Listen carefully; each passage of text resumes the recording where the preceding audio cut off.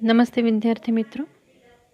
पिछले वीडियो में हमने तत्पुरुष समास का अध्ययन किया और इस वीडियो में हम द्वंद्व समास का अध्ययन करेंगे।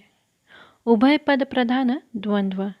उभय पद प्रधान, जब दोनों पदों को समान महत्व दिया जाता है तब यह समास होता है। इस समास के दो प्रकार होते हैं, इतरेतर द्वंद्व और समाहार द्वंद्व। इतरेतर द्वंद्व समास समझेंगे। इस समास के दोनों पदों को समान महत्व होता है। समास में आए हुए दोनों पद एक वचन में होते हैं। समास का विग्रह पूर्व पद के पश्चात तथा उत्तर पद के पश्चात च लगाकर किया जाता है। द्वंद्व इस शब्द का अर्थ ही युद्ध ऐसा होता है। दोनों पदों को महत्व होने की वजह से दोनों में भी युद्ध होता है, दोनों पद महत्वपूर्ण होते हैं, इसलिए इस पद का नाम, इस समास का नाम इतरेतर गिरा है। अब देखेंगे इसके कुछ उदाहरण। राम लक्ष्मणों, राम एक ही थे, लक्ष्मण एक ही थे, इसलिए यहाँ पर दोनों भी पद एक वचन में आया हुआ है और यहाँ समूह को दर्शाता नहीं है, इसलिए यह होगा इतरेतर द्वंद्व समास। पिता पुत्रौ, पिता च पुत्रः च, नर नारी, नरः च नारीः च, सुख दुःखे, सुखं च दुःखं च, कृष्ण अर्जुनौ, कृष्णः च अर्जुनः च। इसके पश्चात आता है समाहार द्वंद्व समास। समाहार इस शब्द का अर्थ ही ग्रुप ऐसा होता है। जब समास में आए हुए पद समूह दर्शाते हैं, अर्थात एक से अधिक संख्या दर्शाते हैं, तब यह समास होता है। इस समास में अधिकतर नपुंसकलिंगी शब्दों का प्रयोग होता है।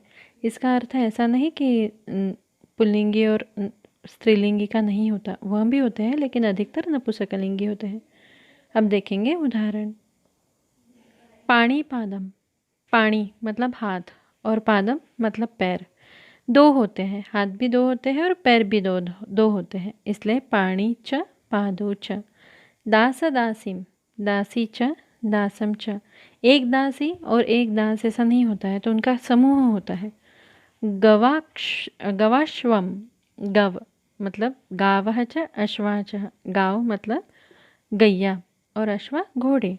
घोड़ा एक नहीं होता, गाय एक नहीं होती, तो उनका ग्रुप होता है। काकुलुकम, काकः कौवे, उलुकः उल्लू, इनका भी ग्रुप होता है। यूकालिक्षम, यूका मतलब जुए, जू एक नहीं गिरेंगी, बहुत सारी गिरेंगी। और लिक्षा, लिक्षा मतलब क्या, जू के पहले जो वाइट बालों में हो जाता है उसे लिक्षा कहते हैं। तो वहाँ भी एक नहीं होती, बहुत सारी होती है, इसलिए यहाँ भी समूह दर्शाती है, इसलिए फिर से यह होगा समाहार द्वंद्व समास।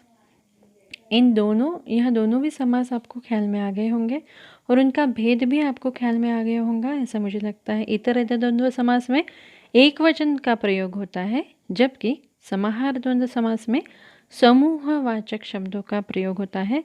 दोनों का भी विग्रह च लगाकर ही होता है। ऐसे द्वंद्व समास के दो प्रकार है। इसका और एक प्रकार है, लेकिन वह हमें अभ्यास में नहीं है, उसका नाम है एकशेष द्वंद्व समास। आगे देखेंगे बहुव्रीहि समास। अन्य पद प्रधान बहुव्रीहि, जब समास में आए हुए दोनों पदों को महत्व ना होकर पदों से व्यक्त होने वाले अर्थ को महत्व दिया जाता है, तब यह समास होता है। इस समास का यस्य सह यस्या सा इस प्रकार से विग्रह किया जाता है। आगे देखेंगे इसके कुछ उदाहरण।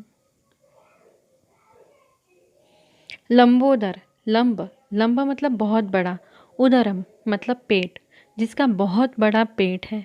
तो जब हम ऐसा सोचते हैं कि इसका बहुत बड़ा पेट है, तो हमारे आंखों के सामने कौन आता है, गणेश। तो ना ही हमने लंब इसको महत्व दिया है इस वर्ड को, और ना ही उदरम पेट इसको दिया है, तो हमने किसको दिया है महत्व, गणेश को, इसलिए यह होगा बहुव्रीहि समास। और गणेश यह क्या है, पुल्लिंग है, इसलिए इसका विग्रह हमने कैसे किया, यस्य सह करके किया। विष कंठ, जिसके गले में विष है, कौन आया आपकी आंखों के सामने, ऑब्वियसली शंकर, है ना। तो यस्य सह शंकर भी क्या है, पुल्लिंगी है, इसलिए यस्य सह ऐसा विग्रह होगा।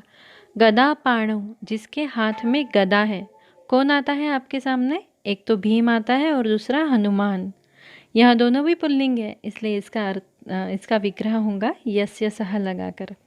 गलित पुष्पा, जिसके फूल जड़ रहे हैं ऐसी लता, मतलब बेल। ऐसी कोई बेल है जिसके पुष्प झड़ रहे हैं। तो बेल यहाँ क्या हुई, स्त्रीलिंगी, इसलिए यहाँ पर हमने विग्रह कैसे किया, यस्या सा उद्धतोदना। उद्धत मतलब भरी हुई, ओदना मतलब चावल, चावल से भरी हुई। तो चावल से क्या भरी हुई, थाली, स्थालिका। यह आकारांत होने की वजह से संस्कृत में स्त्रीलिंगी माला की तरह चलती है। तो थाली यहाँ हुई स्त्रीलिंगी, इसलिए यहाँ फिर से उसका विग्रह हमने कैसे किया, यस्याह सा, स्त्रीलिंगी के अनुसार किया।